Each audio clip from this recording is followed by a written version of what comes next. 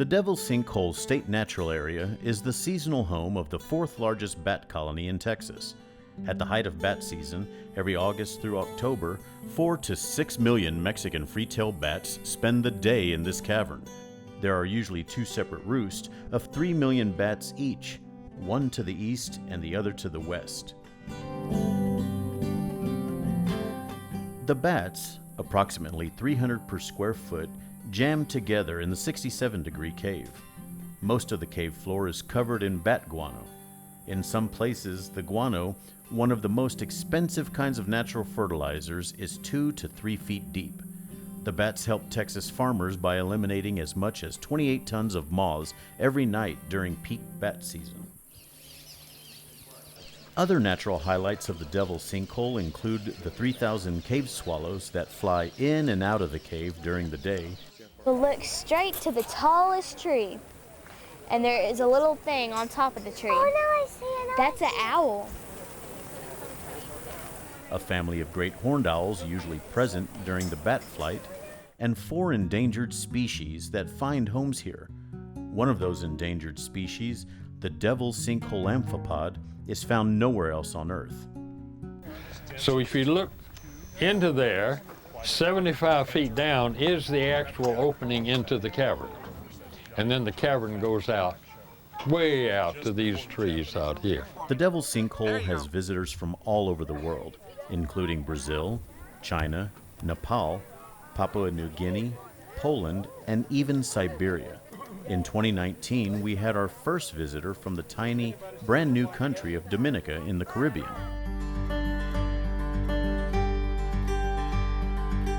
The Devil's Sinkhole State Natural Area is located a short distance east of the town of Rocksprings, the county seat of Edwards County.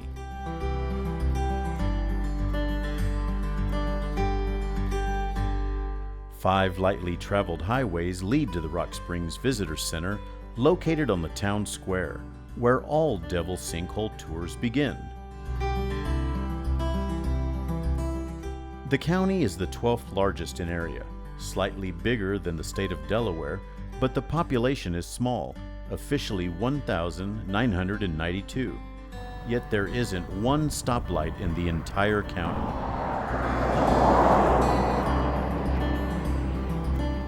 On the drive from the Rocksprings Visitor Center to the National Natural Landmark, there are a couple of things to see. About a mile north of town, you'll see an Adopt a Highway sign. Beyond the sign are a series of hills.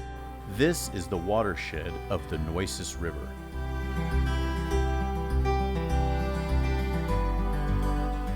To the left, you'll see another set of ridgelines, which cradle the watershed of the Llano River.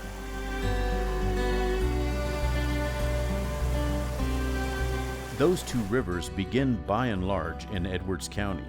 It can be said that if you're drinking water in San Antonio, it's because of rain that fell on Edwards County.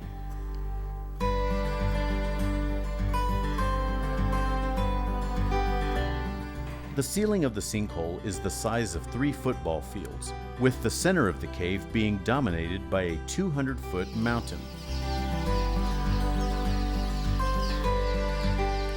You see a hole, but really difficult to determine how vast it is until you actually get down here. The tourists who come here look down the shaft and they see what looks like a bunch of rubble at the bottom of the pit, but what they can't see is under the lips of the sinkhole. And the void down here is incredibly large. It's the largest room in the state of Texas, probably big enough to put the state capitol in. Repelling 1 and 2.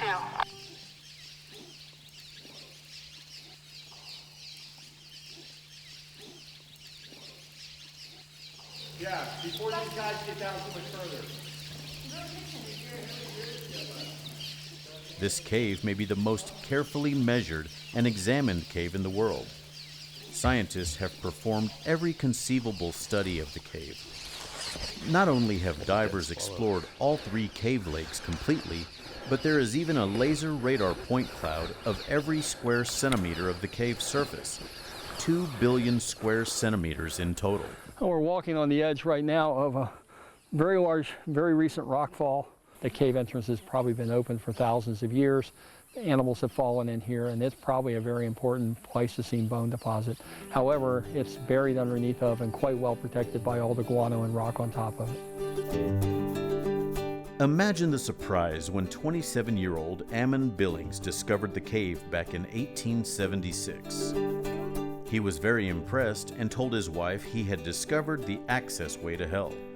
She replied, "We can't call it that. Let's call it the Devil's Sinkhole."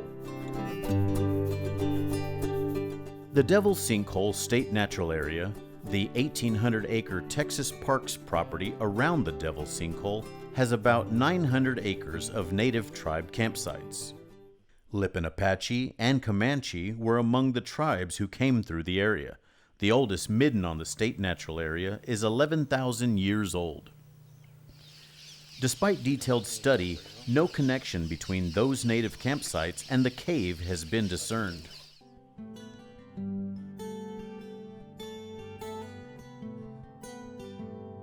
The Devil's Sinkhole became a national natural landmark in 1971. This was thanks to the dual recommendations of the outgoing First Lady, Lady Bird Johnson, and her staff, and Richard Nixon's incoming Interior Department. The Devil's Sinkhole is one of the most significant caves in the state of Texas. It's got the largest cave room right here in the entrance room in any cave in the state. It's got the longest single drop, rope drop. It's about 140 feet from the surface to the top of the breakdown mountain.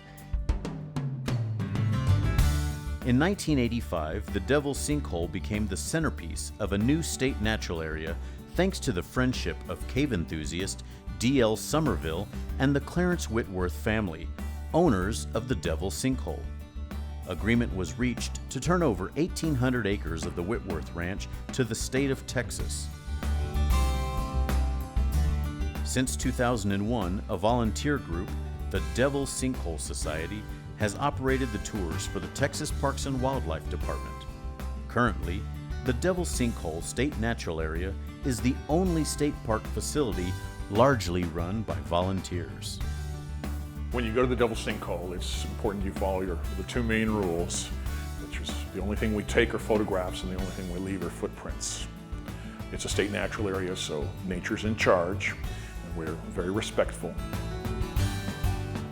Thank you for coming. Being here today shows your support for protecting this incredibly unique and amazing resource.